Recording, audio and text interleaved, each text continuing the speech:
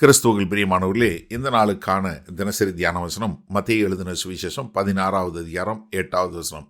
மத்தேயு 16:8, Matthew 16:8. இயேசு அதை அறிந்து, அற்ப விசுவாசிகளே, அப்பங்களை கொண்டு வராததை குறித்து நீங்கள் உங்களுக்குள்ளே யோசனை பண்ணுகிறது என்ன? இப்போ கர்த்தராகிய இயேசு கிறிஸ்து அவங்கள கொஞ்சம் ஜென்டிலாகவே அவங்கள என்ன பண்ணுறாரு, உங்களுடைய சீஷர்களே, உங்களுடைய கவனம் எதில் இருக்குது, ஏன் உங்கள் கவனம் சிதறி போனதாக இருக்கிறது என்பதை சொல்லக்கூடியதாக. ஏன்னா அவங்களுடைய கவலை என்னவா இருக்குது, ஐயோ அப்பம் கொண்டு வரல அப்படின்னு சொல்லி. ஆனால் அவர் என்ன சொல்கிறாரு, எப்படி ஆவிக்குரிய முறையில் கள்ள உபதேசம் உங்களை எப்படி அழித்து விடும், அதனால் நீங்கள் எவ்வளவு ஜாக்கிரதையாக இருக்க வேண்டுங்கிற சொல்கிறாரு. அதனால தான் அவர் சொல்லும்போது அதை அறிந்து கொண்டு என்ன சொல்கிறாரு, அற்ப விசுவாசிகளே. ஆனால் அற்ப விசுவாசிகளே என்னென்னா என்ன இல்லை அர்த்தங்கிறது சொல்கிறேன். விசுவாசம் இல்லாதவர்களேன்னு சொல்லலை, என்ன கொஞ்சமாக இருக்குது விசுவாசம். அது எப்படி இருக்குது, ஒரு முதிர்ச்சி பெறாததா, இல்லை இன்னொரு வகையில் ரொம்ப லெகுவாக கவனத்தை சிதறக்கூடியதாக. ஏன்னா நீங்கள் மத்தேயு 14வது அதிகாரத்தில் அப்பம் கொடுத்ததுக்கப்புறம் அவர் படகுல ஏறி அந்த பக்கம் போய் சொல்கிறாரு. ஆனால் அவங்க என்ன பயந்து போய் ஒரு பயத்தில் இருக்கும்போது அப்போ அவர் என்ன சொல்கிறாரு, ஏன் அற்ப விசுவாசிகளே ஏன் சந்தேகப்பட்டீங்க அப்படின்னு கேட்குறாரு மத்தேயு 14:31. அப்போ இவங்ககிட்ட என்னென்னா விசுவாசம் இருக்குது, ஆனால் அது வளர்ச்சி பெற்று முதிர்ச்சி பெறாத ஒரு சின்ன அளவுக்கு தான் இருக்குது.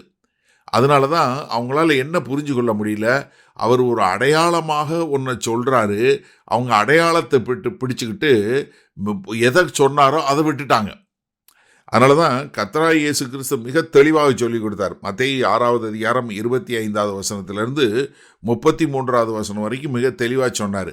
நீங்கள் நாளையை குறித்து கவலைப்படாதீங்க, என்னத்தை சாப்பிடுவோன்னு கவலைப்படாதீங்க, என்னத்தை உடுத்துவோன்னு கவலைப்படாதீங்க, என்ன செய்வோன்னு கவலைப்படாதீங்க. இதெல்லாம் உங்களுடைய பரமபிதாக்கு தெரியும்.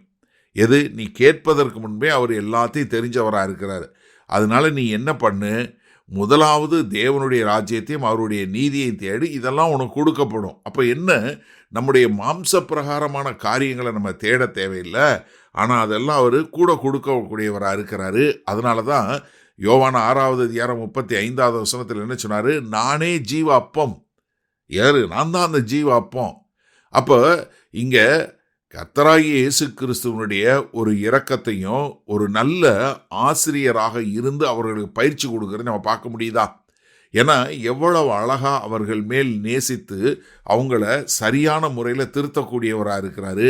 அது மாத்திரமல்ல, அவர் தேவன் என்பது அவங்க பேசிக்கொண்டு அவங்களுடைய யோசனை என்ன என்பதை அறிந்து கொண்டு அதற்கும் அவர் பதில் சொல்லி அவர்களை சரியான முறையில் வழிநடத்தக்கூடிய ஒரு நல்ல ஒரு ஆசிரியராய், நல்ல ஒரு போதகராய், நல்ல ஒரு தேவனாய் இருந்து வழி நடத்தக்கூடியதை பார்க்கிறோம். சரி, இந்த நாளில் இந்த வசனத்தை நம்ம எப்படி எடுத்துக்கொள்வது?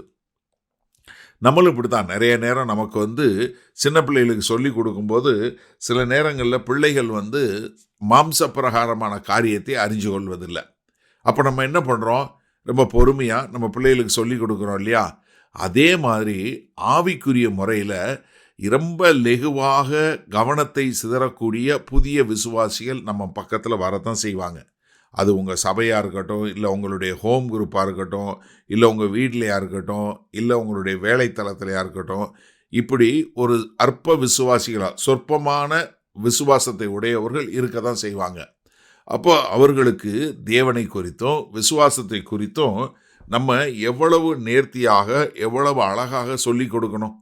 ஏன்னா நம்ம என்ன நினைக்கக்கூடாது, நம்ம அவர்களுடைய எண்ணங்கள் எதுவாக இருந்தாலும் நம்ம அவர்களை தேவனுடைய நோக்கத்தில் திருப்பக்கூடியவங்களா. ஏன்னா இப்போ அவங்களுடைய எண்ணம், அற்ப விசுவாசம் உள்ளவங்களுடைய எண்ணம் எதுவாக இருக்குது, மாம்ச பிரகாரமாக என்கிட்ட எண்ணம் இல்லை. ஒருவேளை இன்றைக்கு இந்த செய்தியை கேட்டுக்கொண்டு இருக்கிற நீங்கள் மாம்ச பிரகாரமாக உங்ககிட்ட என்ன இல்லை அப்படிங்கிறத குறித்து உங்களுடைய கவனம் இருந்துச்சுன்னா நீங்களும் உங்கள் விசுவாசமும் அற்பம் என்பதை புரிந்து கொள்ளுங்க. அவர் என்ன சொல்கிறாரு, தேவன் நீங்கள் அவரை முழுமையாக விசுவாசித்து பகுத்தறியக்கூடிய மக்களாய் வரணும். அப்போ நீங்கள் சில நேரங்களில் நான் பார்த்துருக்கேன், சபையில் போதிக்கும் போது ஒரு சிலர் பசியை குறித்து பார்த்து யோசிச்சுக்கிட்டே உட்காந்துருப்பாங்க. ஆனால் நம்ம பெரிய ஆவிக்குரிய காரியத்தை குறித்து சொல்லி கொடுத்துட்டு இருப்போம். அப்போ எனக்கு அருமையானவர்களே, நம்ம என்ன புரிஞ்சு கொள்ளணும்னா, இப்படி மாம்ச சிந்தையா அப்பத்தை நினைச்சு வர்றவனை நம்ம என்ன பண்ணணும்?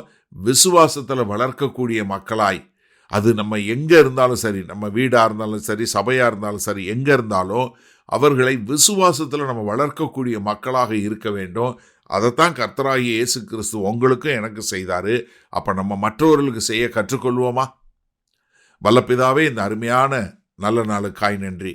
ஆமாண்டவரே, இன்றைக்கும் கிறிஸ்துவை ஏற்றுக்கொண்ட அநேகர் தங்களுடைய மாம்ச பிரகாரமான தேவைகளுக்கு மாத்திரம் விசுவாசத்தையும் ஆண்டவரே உம்மிடத்தில் வருவதை நாங்கள் பார்க்கிறோம்.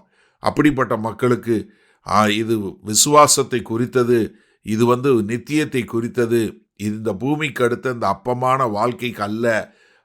அதனால் நீங்கள் உங்களுடைய நோக்கம் தேவனுடைய ஆழமான சத்தியங்களை குறித்ததாய் இருக்க வேண்டும் என்று அவர்களை வழிநடத்தக்கூடிய கிருபையில் எங்கள் தேவன் எங்களை நடத்த வேண்டுமாய் இயேசு கிறிஸ்துவின் மூலம் ஜெபிக்கிறோம் வல்ல பிதாவே, ஆமேன். கர்த்தர் உங்களை ஆசீர்வதிப்பாராக.